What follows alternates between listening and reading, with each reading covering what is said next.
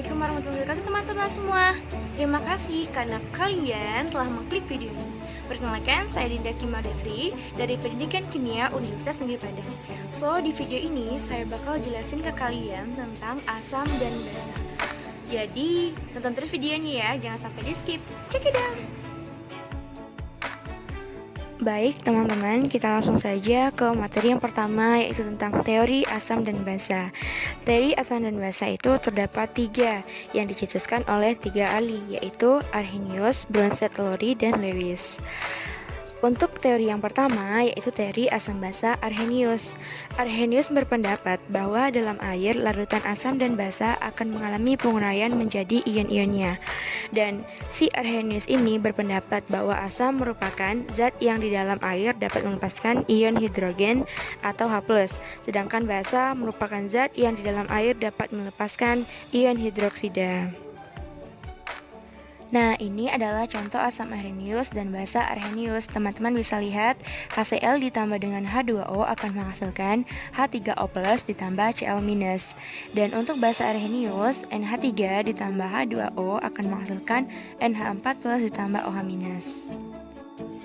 Oke, kita masuk teori asam basa yang kedua, yaitu teori asam basa Bronsted-Lowry. Nah, di teori sebelumnya, teori oleh Arrhenius itu terbatas pada senyawa asam yang dalam pelarut air. Disempurnakan lagi oleh Johannes N. Bronsted dan Thomas M. Lowry, yang menurutnya asam adalah senyawa yang dapat memberikan proton H+ kepada basa sebagai pendonor proton. Basa adalah senyawa yang dapat menerima proton H+ dari asam sebagai akseptor proton. Nah, untuk lebih mengerti tentang teori asam basa Bronsted-Lowry ini, teman-teman bisa perhatiin reaksi yang ada di gambar. Reaksi yang terjadi adalah CH3COOH ditambah H2O akan menghasilkan CH3COO ditambah H3O+. Dari reaksi tersebut, terlihat bahwa CH3COOH memberi satu proton H+ kepada H2O, sehingga CH3COOH bersifat sebagai asam dan H2O bersifat sebagai basa. Nah teman-teman, reaksi-reaksi tersebutlah yang disebut dengan pasangan asam basa konjugasi.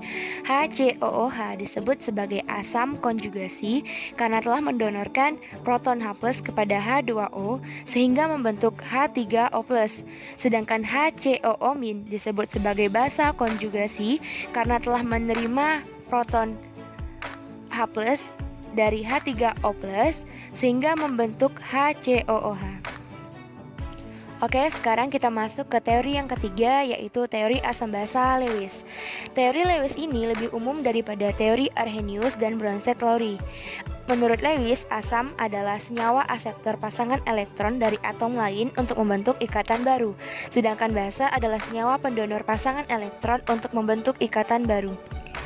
Dalam teori asam basa Lewis ini terdapat ikatan kovalen koordinasi yang terbentuk dengan menggunakan pasangan elektron dari basa Lewis.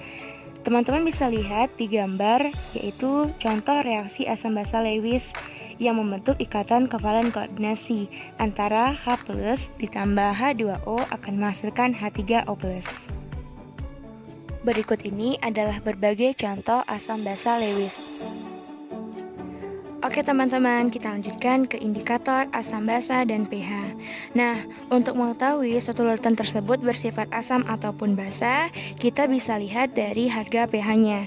Jika pH dari larutan tersebut besar dari 7, maka digolongkan sebagai basa.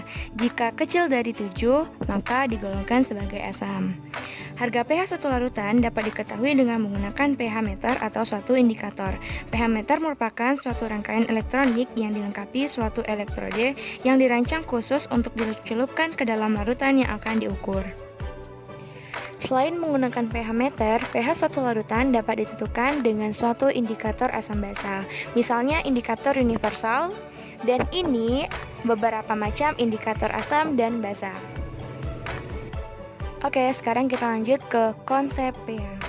pH itu merupakan nilai derajat keasaman atau kebasaan dari suatu larutan.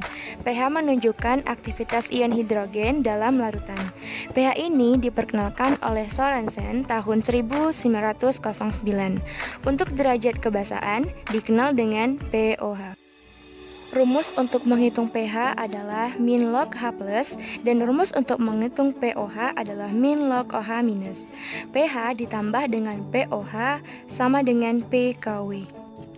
Nah teman-teman, larutan dikatakan larutan netral jika H plus sama dengan OH minus, dan dikatakan larutan asam jika H plus besar dari OH minus, dan sebaliknya dikatakan larutan basa jika H plus lebih kecil daripada OH minus. Teman-teman bisa lihat di gambar contoh pengerjaan mencari pH. Oke teman-teman, sekarang kita lanjut ke asam kuat dan asam lemah. Asam kuat akan terionisasi sempurna atau hampir sempurna dalam air, artinya 100%, yang menghasilkan basa terkonjugasi yang kuat. Contoh dari asam kuat itu adalah HNO3, HCl, dan lain-lain. Asam lemah akan terionisasi kurang dari 100% dalam air. Asam lemah akan menghasilkan basa terkonjugasi yang lemah pula. Contoh dari asam lemah adalah CH3CO2H. Untuk mencari konsentrasi H+ pada asam kuat, menggunakan rumus Ca dikali valensi asam, dengan Ca adalah konsentrasi larutan.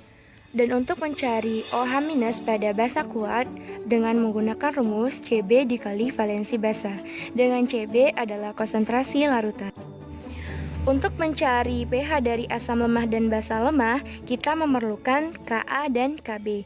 Ka adalah konstanta kesetimbangan asam dan Kb adalah konstanta kesetimbangan basa.